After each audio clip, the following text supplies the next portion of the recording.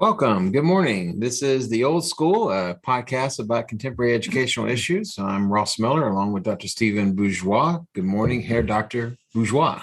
Good morning, Mr. Miller. It's good to be back with you, back on firm ground, not driving around Europe, not on cruises or whatever. We're back, and we're back in business. And this is the second of two podcasts that highlight some of the things that were recorded while we were driving the highways and byways of Europe. And some of these things that you're about to hear are some fairly weighty topics, others not so much, but I think all of them enjoyable, entertaining, thought-provoking. You'll laugh, you'll cry. It'll be a thrill minute, as it was for you, no doubt. I was thrilled. This is really more of a warning because as we speak, you're going to be hearing road noise. Yes. And it's going to be infernal, but it'll only last about 45 minutes, so don't worry. Listen, we've all been through worse. Okay, let's not get over emotional here, Jim. We've all dealt with worse. So just picture the two of us screaming through Europe with me holding the cell phone out and Mr. Miller driving, sometimes with one hand, sometimes with no hands. Sometimes with one eye closed, sometimes with both eyes closed. And that's how it works. Here's what the listener should do. Okay. The listener should pretend they're in the back seat. Really? Yes. There's that little level of noise that you're hearing. You don't always think you're hearing everything that's being said in the front seat, but it's enjoyable nevertheless.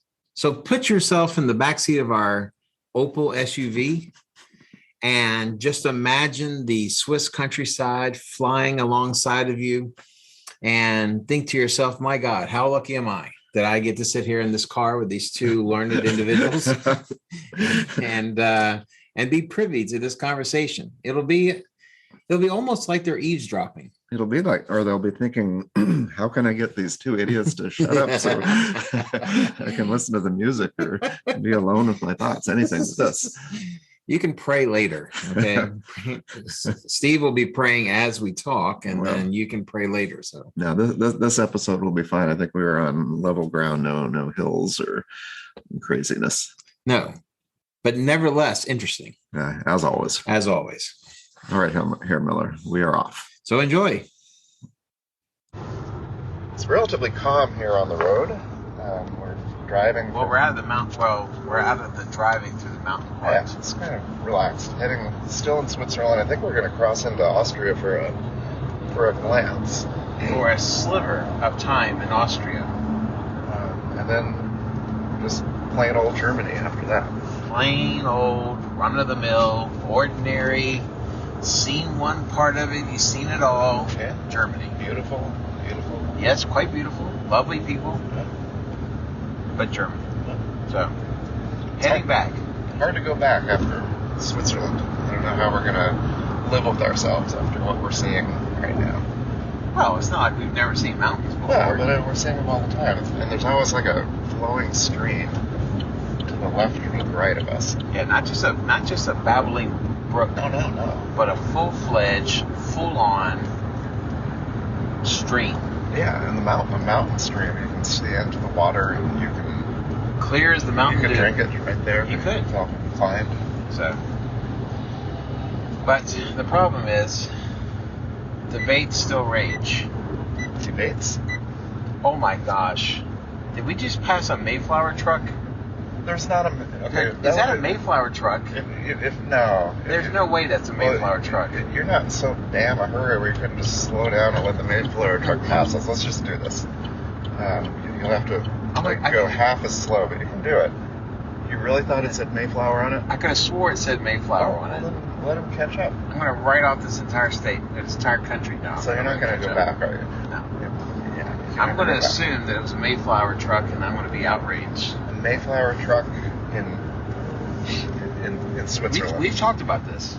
Yeah. You've taken a whole episode to talk about your childhood trauma. Episode. It's like 5 minutes. Yeah, but it was a childhood trauma. It was a childhood trauma. But our listeners don't know that you bring it up every time we're together.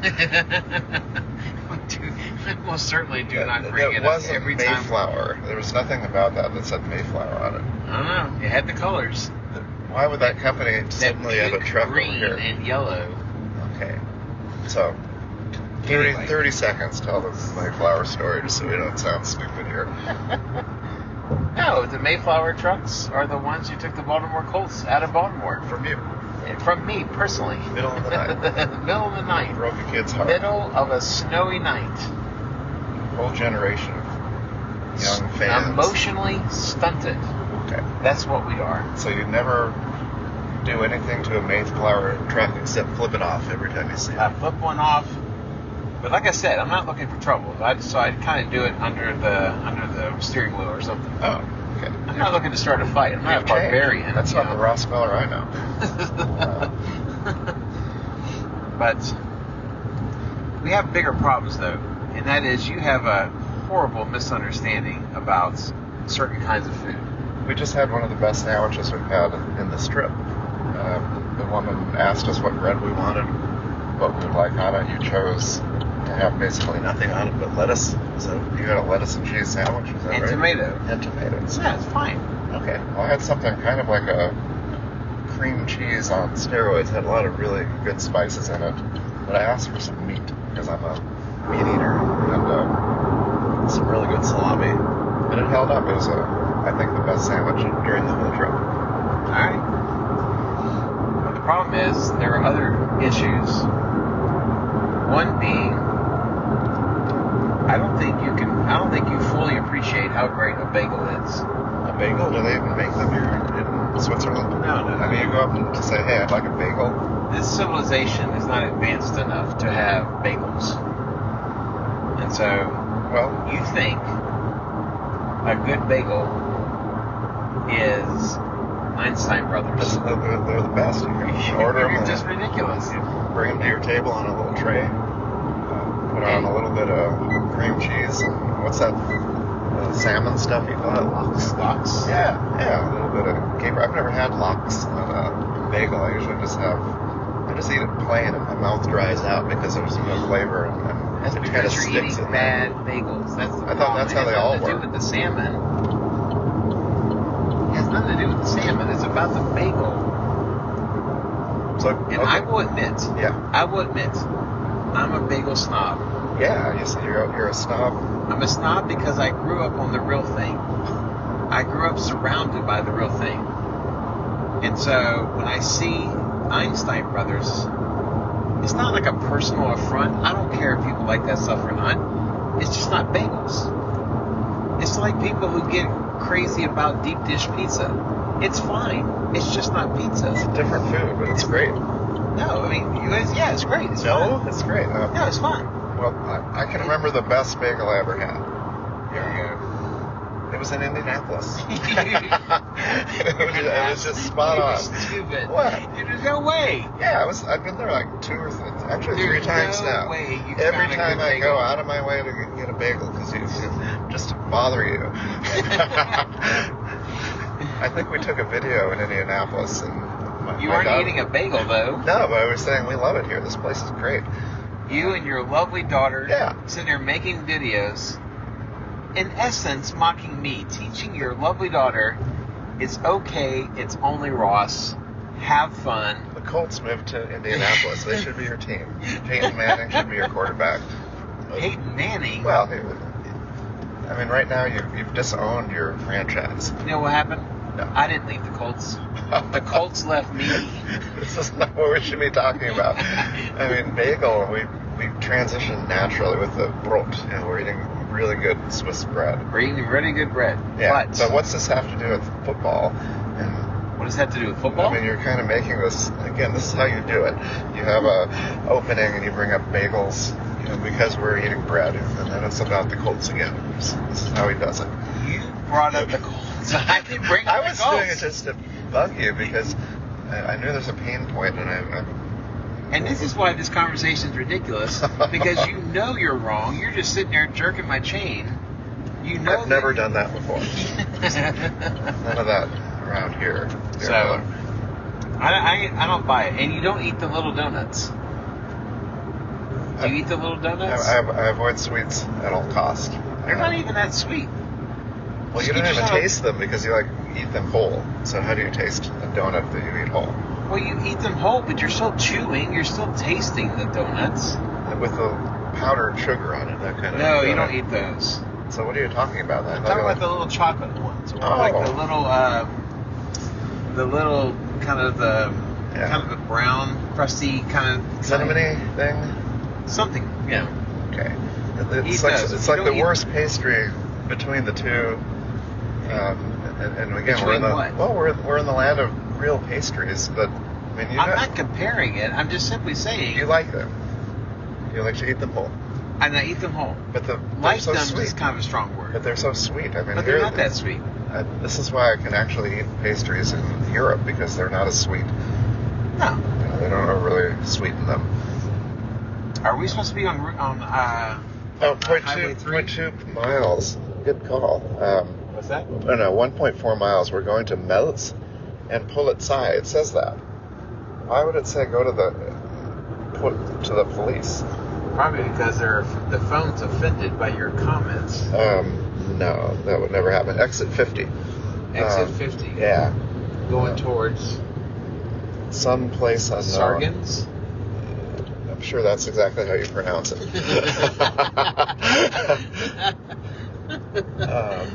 There it is. I prefer to say Sargon. Are we in France? Or? We're not in the French part of Switzerland. Okay, but yeah. So see, it says Polizei on the sign. Yes, but I don't think we're going to the police. No, we're going to. They just happen to be at this exit. But why would we take exit 50? It seems like. I don't know. That's what they said. Is that what the thing is saying? No, I can't hear that because you're talking. We're taking Mel's exit 50. All right, we're taking 50.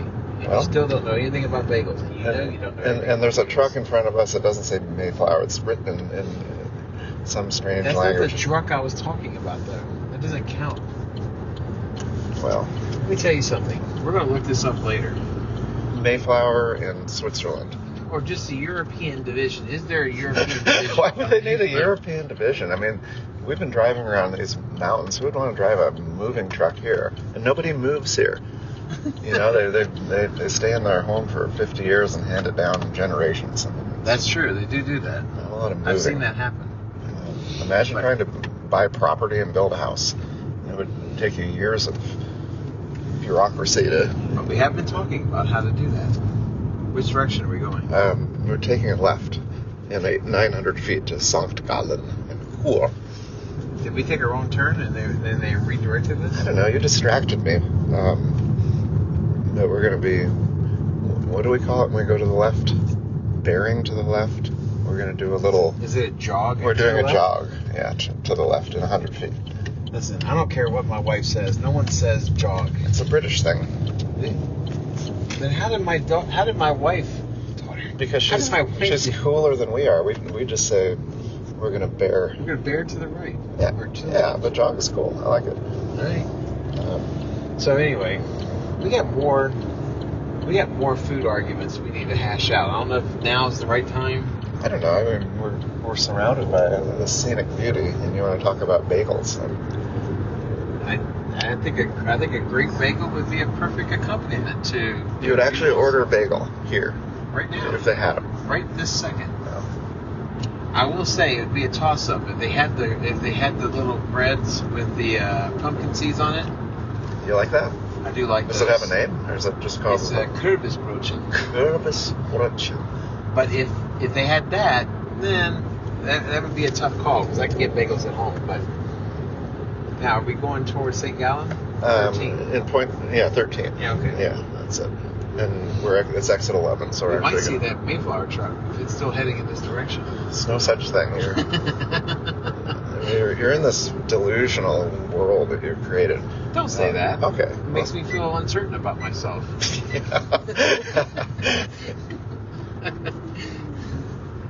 Okay. Don't be a jerk. We've gotten along relatively well for these 11 days. Relatively. You're saying it's all about to come to an end? Yeah, so suddenly we turn on each other, start picking at each other, like an old married couple. Well, most people that we ran into this past couple of weeks probably already thought we were married, so I guess it make sense if we start just devolving into squabbles and spats. Yeah, it's sort of fun. It's like, you know what it's like? No. So there's a comedian named Nate Bargatze. Nate who? Nate Bargatze. Nate? Nate. Nate. Okay. As in Nathaniel. Anyway, he talked about the fact that there's two kinds of married fights. There's the fights that you have when you're in the single digits of marriage years, like the toilet paper, how they fold your towels, that sort of thing. That happens in the first couple of weeks. Yeah. And then there's the double digit arguments. Okay. Where 90% of them, they turn out all right, they're fine. 10%, the cops get called. Oh my gosh. What kind of a neighborhood do you live in? I tell you, we had, so I used to live in an apartment in Baltimore when I was a kid. And there was these people that lived kind of across the way from us. Their balcony faced our balcony. And it seemed like on clockwork, every Friday night, those two people would just have these knockdown, drag-out arguments. They'd scream and they'd cuss at each other. And my whole family, it started out with just me and my sisters, but my whole family would eventually just go out to the patio on every Friday night. It was like Masterpiece Theater. You just listen. Wait for the cops to arrive. So that was your Friday night entertainment. That was my Friday night entertainment, was watching the neighbors fight. So, wow.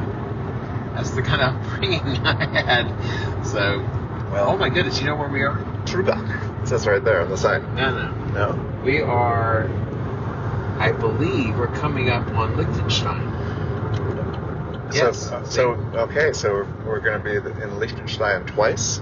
Solidify our residence there. I don't know about residence, but certainly. I've thought back. I've had second thoughts about Italy. Wondering if we can actually count it. Well, technically we can. The problem is the experience. Yeah, you wouldn't say, I'll remember my time in Italy. Yes. I can, because I've had more experience in Italy than you have. Well, but we were there. We walked around. We spent a good amount of time walking. Yeah, we walked around a little bit, but So this is. I bet you're our Swiss host or somewhere over there. Do you think on the mountain over there is Liechtenstein? Yeah. And then across the mountain would be Austria. Austria. Yeah. Over the ridge and through the woods. Okay. So could you live here? We talk a little bit about this. We see all these quaint little villages. Could you picture yourself among them? In Liechtenstein? Well, anywhere. In the past 2 or 3 days, places we visited. There's definitely some places I can see myself living in. I think it would be important that there was a decent-sized city, say within a couple hours from me. Yeah. But I think I could live here. I mean, just look at this. I mean, this is ridiculous how gorgeous this is. You got these houses that look to be clinging to the side of a mountain. I mean, it looks like it wouldn't take much for that whole slab of earth to just come right down. You think about that kind of thing? I guess it could. Well, look how they're situated. I mean, they're basically almost perpendicular. You see, that's not the right word. Well, whatever it is, I would prefer to be down closer, where you look up and see that, but you're on one of those mountain lakes, like in Silsmoria. You wouldn't want to be further up? No, I want to be able to look up, and I want to be able to just step out of my home and walk around those lakes and think and sit on the benches. I don't know. I think I'd like to be like up, like way up, like at the top up. That's a Maserati. It's a Maserati. Yeah, that's what you do. You say, "Oh crap, that's a Maserati." You pass it, and then you have the experience.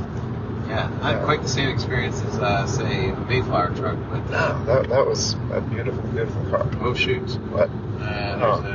You're taking evasive action. We're in one lane behind a Mayflower truck. And the problem is, we've talked about this before. It seems like that the construction crews on highways, they're very minimalistic. They do not want to put up or do anything more than they have to do. That's right. So like advanced signs saying, hey. No, just here it is. Here it is. You got it. So, anyway. Well, we didn't talk much about our destination yesterday. After going to Italy, we spent some time back in Salisbury to go to the Nietzsche house. And did you enjoy that?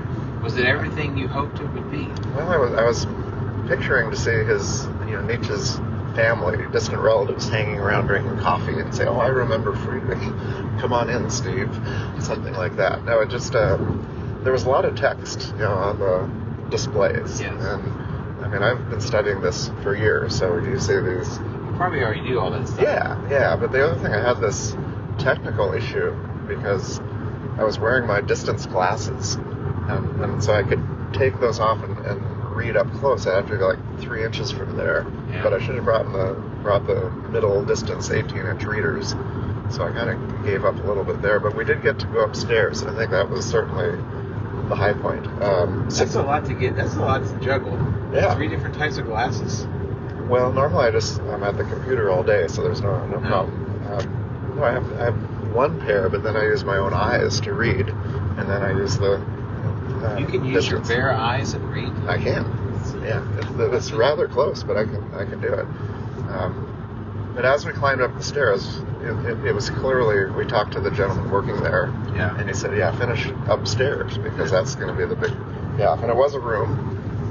It had furniture not from when he was there exactly, but from the hotel around the corner. Right. And so it was legit, but it wasn't the same feeling as being, say, where Goethe wrote, where you see the actual desk. Martin Luther. Yeah, Martin Luther, same thing. But we did get the idea of his circumstances, and he had a bed, a wash basin, and a desk with a lamp on it, and I'm sure books strewn about, but pretty austere. And isn't it strange that all of these people whose writing spaces we have visited, they are very similar to one another. That's it. There's a desk, there's natural lighting, and nothing else. And there's also the opportunity to walk. I mean, if you look at Martin Heidegger, it's about walking and then going in there without distractions. It is pretty amazing. It was cool to see the room. Now, I will say that I thought the rest of the museum was a little underwhelming. Yeah. But to see that room, to see that space, to make the connection between it and what we have seen with Martin Luther and others, Heidegger, I think it's quite telling. If you look at how do ideas develop, what's required or what's needed for the best ideas to come to you. And not everyone rolls the same way, but it's interesting that these guys kind of suburbs. Yeah, it just doesn't work. What exactly would that inspire? I don't know, but I mean, you can have a vibrant mental life anywhere. It doesn't really matter. I mean, people can be in a jail cell and have done some pretty good writing, I've heard. Not personally. That goes back to our original comparison of Martin Luther and Nietzsche and the rest. Yeah. But I think it's telling the difference between Heidegger and Nietzsche. Heidegger was among the peasants. He liked that, so he was in a farm community but not completely removed from civilization. There was a very small town there where he could socialize, and Nietzsche was essentially in a resort town. So among people, but he was more of a loner. So I can imagine him taking these long walks, and people are wondering, who is he? What is he doing? A little bit awkward. But can you give Heidegger credit for living in farming communities if he did not appreciate much of what farmers did? Oh, he did. No, he was among them, and he lived that lifestyle, and that's what he was much more comfortable there than in Freiburg, because he was a professor and he still had a second house, in town. But he would spend most of his time at the hut, die Hütte. Pizza Hut? We don't need to do cheap humor. The fact is, I climbed a very steep mountain. You did? Trespassing, no less, to get within not even a stone's throw, but a little underhanded toss to the hut, which is under private ownership from the family, from the Heidegger family. This video could be evidence in a later trial about your trespassing. I just took a very short one, hearing me kind of panting as I climbed up the last steps. But it was, we did a pilgrimage. You don't often get to tell people we're on a pilgrimage. Yes, that's true. It's a word that's lost some meaning because nobody does it anymore.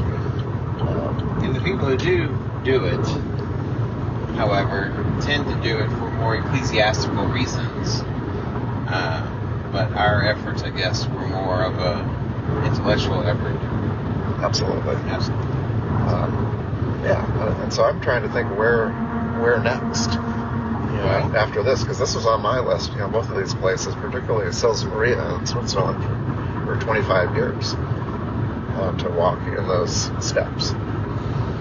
Well, I have been with Frau. Why are you laughing? You don't call her She's my wife. Yeah. Okay. Also, in German, known as the Frau. Okay. But she and I have been to Greece, and you start hanging out in places where very important thinkers have occupied spaces they've occupied. So you had those same types of thoughts. Yeah. I mean, I think to walk in the steps of Socrates, to go in a different direction, to walk in the steps of, say, Paul, because Paul had his famous sermon about the invisible God in Athens. And so to be able to take those steps and I've always done this, whether the people I'm thinking about are quote unquote important or not.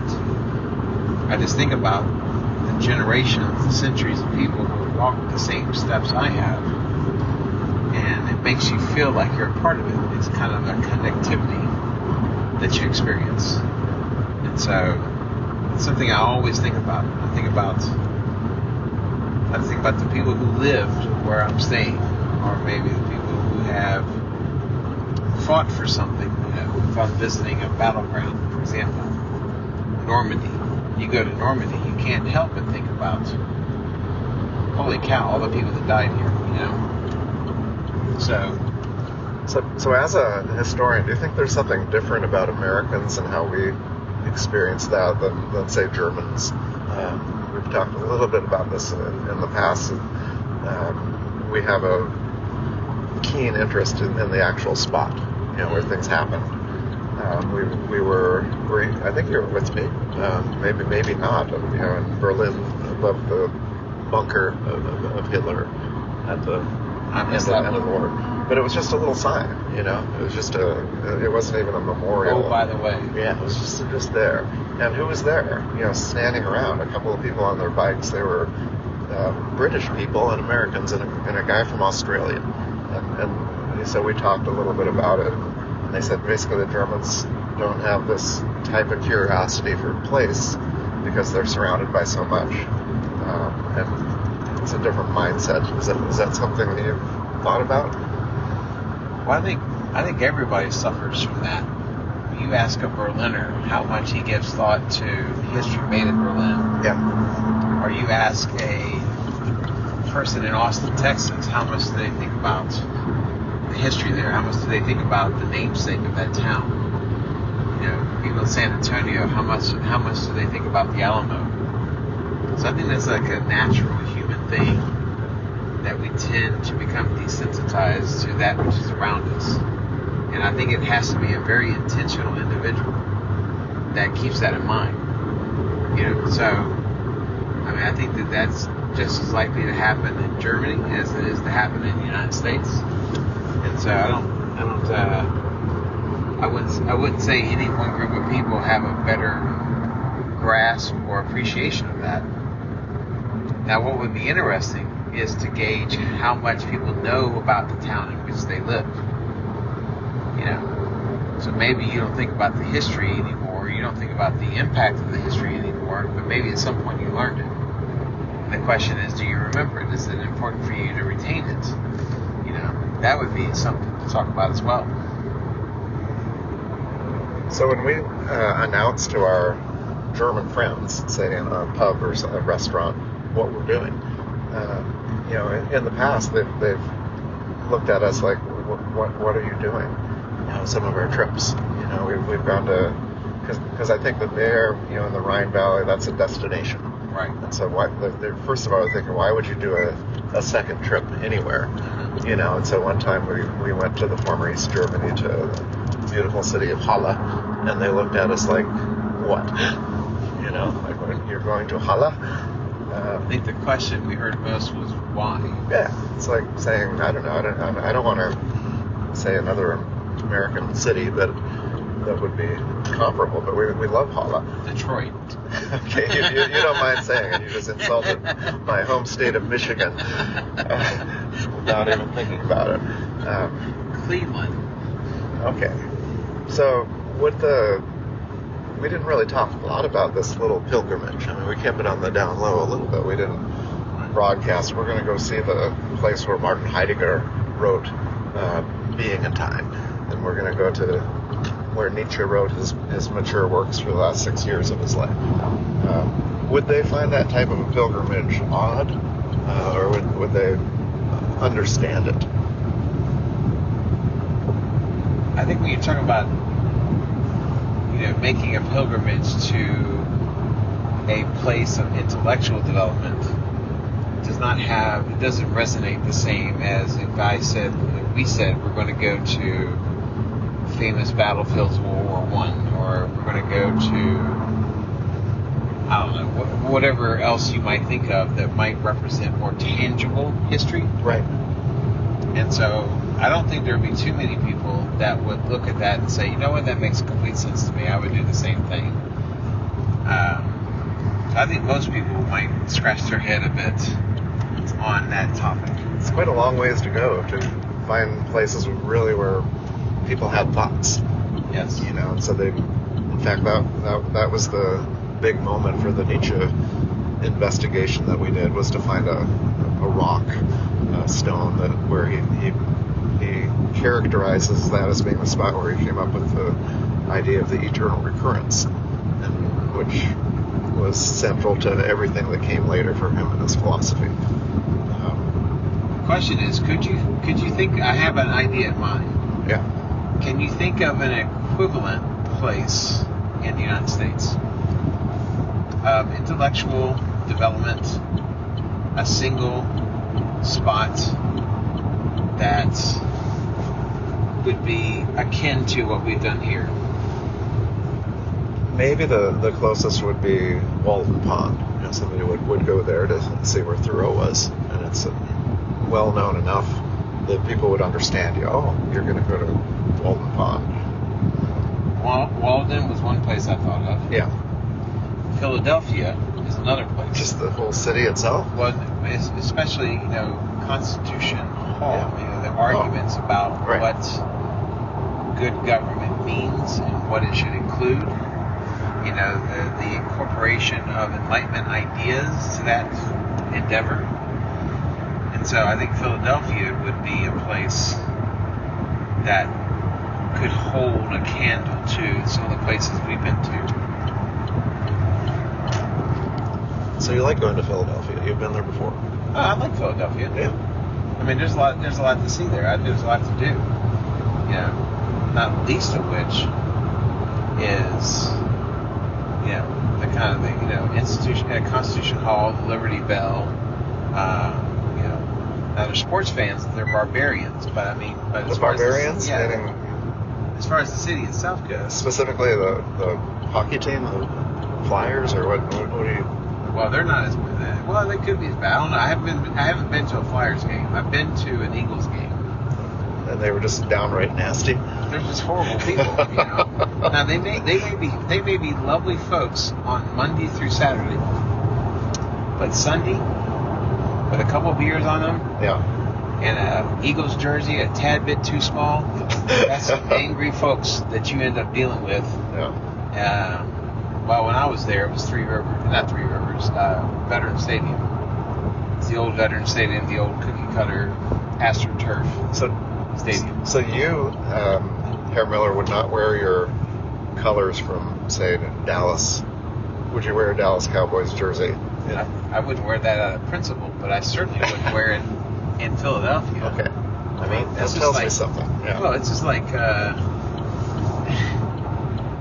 it's like a deer that has a bullseye birthmark on its chin or something. You know, it's like it's an old Far Side cartoon thing. I just why would you do that? Why would you do that to yourself? You know. So no, I wouldn't do that. You know. Did you notice during this trip we spent a lot of time with others. We weren't just traveling together, but we had some hosts, particularly earlier in the visit. But anytime you or I brought up, mainly you, soccer, football, didn't matter if it was a man, woman, or child, they were on it, and they interacted immediately, rose to the question, and there was about a 10-minute conversation using names and very specific about the local team, national team, everything in between. I think a lot of it has come down to how long it's been around. As much as people have pontificated and prognosticated about the death of baseball, I think the fact that baseball has been around longer than any other sport in the United States allows for it to have some amount of, you know, authenticity, legitimacy. I think maybe soccer in Europe holds a similar place. You're comparing baseball and soccer? From a historical and cultural perspective, yes. The two sports are not the same. Okay. You might be. Well, I thought we were talking about soccer, and then immediately we were talking about baseball again. Well, you know, baseball can be tied into a lot of things. Yeah. It came up in conversation. They didn't know much about baseball here. Well, why would they? Well, you seem to bring it up to them too quite often. Well, no, it's not played here. You know, Yeah. It's not. Take a right. Second exit. Second exit. Second St. exit. Gallen. St. Gallen. Yeah. There's a beautiful church in St. Gallen. Really? Yeah, my wife and I went there on our honeymoon. Do you need to recreate that? Not the honeymoon, but the visit to St. Certainly Gallen? not beautiful. Okay. No, Well, I mean, we don't need to go back, but I'm just saying. Is it as beautiful a church as the Biskirche? This is a lovely church. And you can't compare any church to the Biskirche. Just so you know, it's like this gem in the middle of this field, this meadow, and this little church in Bavaria. And the thing that makes it even more astounding is that the outside of that church looks so plain. Yeah. It's flat walls. There's no ornamentation, no adornment, nothing about that church from the outside that looks like it's anything other than a poor parish church. And you open it up and there's gold and it's Baroque and it's gaudy is what it is. It is. But it's beautiful. Yeah, so you can't compare. You bring that up and... But St. Gallen's does have a little bit of that gaudiness to it too. We're taking exit 2, by the way, it says to München. We're not going to Munich, are we? Exit 2? Exit 2 in 1.4 miles. So you can pass this moving truck. It's a non-Mayflower truck. We're going to pass this. So, no, I think it's trendy to well, not just trendy. I mean, it starts historically. The Americans have always been considered anti-intellectual. I think that's a moniker placed on us by the British, whose butt we kicked twice, I should add. And we bailed them out 2 other times. You need to settle down now. I'm just saying. So, but I think I think that there is a lot of intellectual development and curiosity among Americans, and I think that they would, if it was something that they could make connections with, I think that people in the United States would be just as interested. I think Germans' ambivalence towards those two has more to do with some other factors. I think you would agree, because both men, rightly or wrongly, have been connected with some of the more shameful bits of German history. Yeah. And so I think that's part of the reason why, maybe a German would feel different about Schiller than they would than Nietzsche and Heidegger. But there's a lot of political controversy for both of them. Right. Which is St. Gallen? Yeah. It doesn't say that. It says Solstrasse. It's rerouting. We definitely took a wrong turn there. Oh, okay. You were pointing like John Wayne there. Well, I thought we were headed towards St. Gallen. No, it says merge onto 13. So I don't think this is a bad Umweg. Okay, so okay. This is not... well, hell, I'm sorry. No. We should have had the woman speaking. Wow. This is probably more interesting than what we're doing.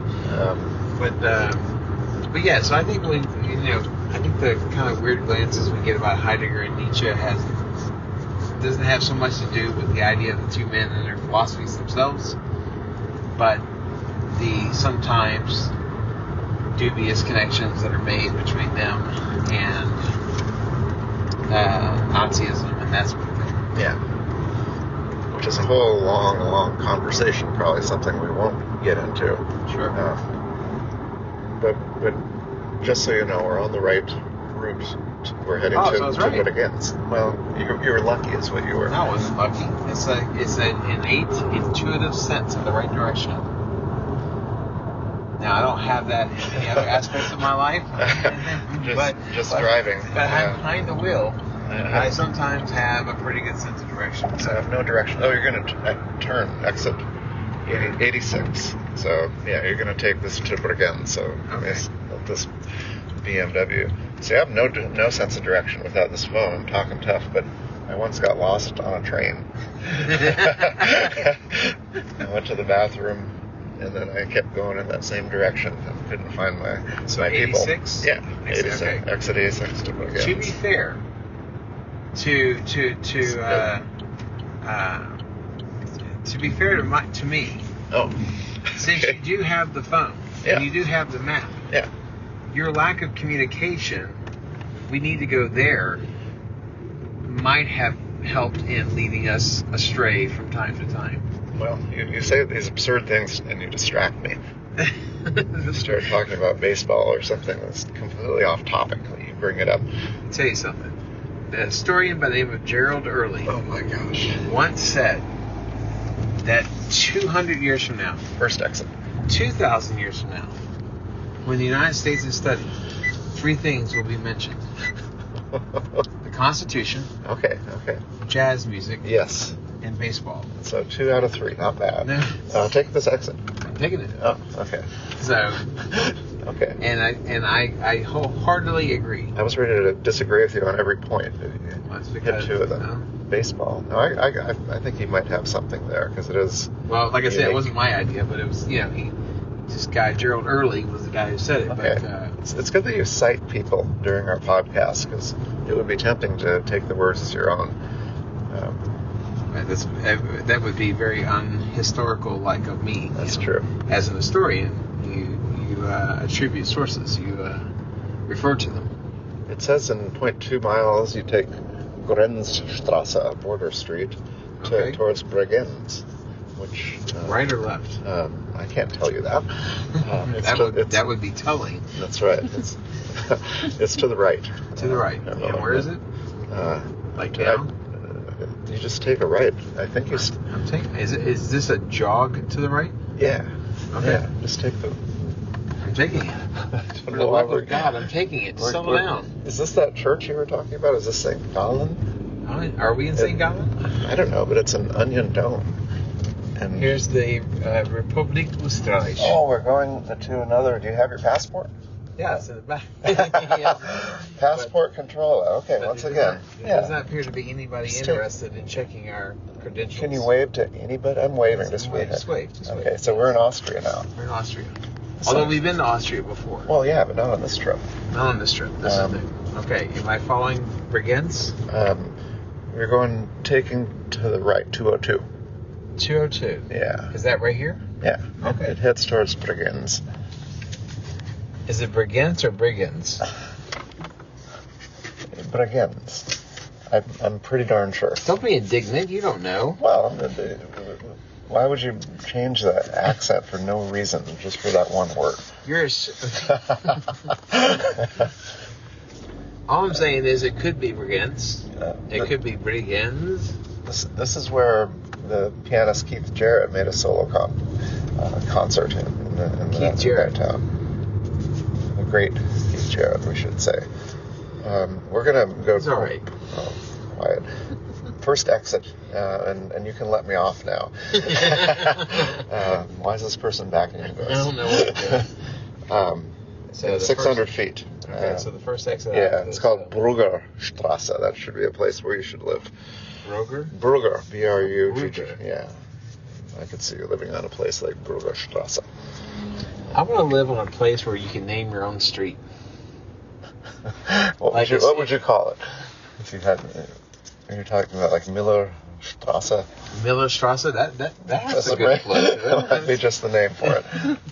That would have a good flow. Now, it wouldn't work as good in English, Miller Street. It just doesn't flow. No, it's like a beer. I mean, Bourgeois and Boulevard. What do you think? It's pretentious, but okay. Well, that would fit for me. 100 feet, you're... Okay, good. First exit, yeah. First exit, okay. Now, these people have the right of way. I got it. So... Did you just wave at that one with the... With the stroller? Yeah. Sure. She was fearing for her life and that of her baby. She seemed like she needed a friendly wave. You're trying to bring the wave back to Germany. Just kind of a friendly... It begs the question if the wave was ever in Germany. But I have been occasionally waving at people driving tractors. They all seem to be up for it. So yeah, you give the I don't know nod. if that's a thing in Germany or Switzerland. You sometimes wave at the police. I know you do that back home. I do that just in case I get in trouble. And that's a nice guy that waved at me. Maybe I won't give him a ticket today. And they've never waved back. Oh yeah, they wave back. Really? Yeah. Okay. I mean, some don't. You know, the one with the mirrored sunglasses with the mirrors on the inside. Yeah. You're taking exit 2000 or 203 Hargstrasse. Exit 2000? No, it's the first exit on another one of those traffic circles. Or you definitely got to a point circles of hell. Lost interest. Well, I've lost interest in the conversation too. 0.5 miles and another tractor. Give her the wave. Let's see. Yeah, nothing. Not even I. Well, the problem is I waited too late. We're in the town of Bruggerhorn. I'll take your word for it. Well. So shall we say for the moment, adieu? I guess so. I had a lot more to say. Okay, well, let's go. Let's hear it. No, I'm kidding. We're going to hit pause. Okay.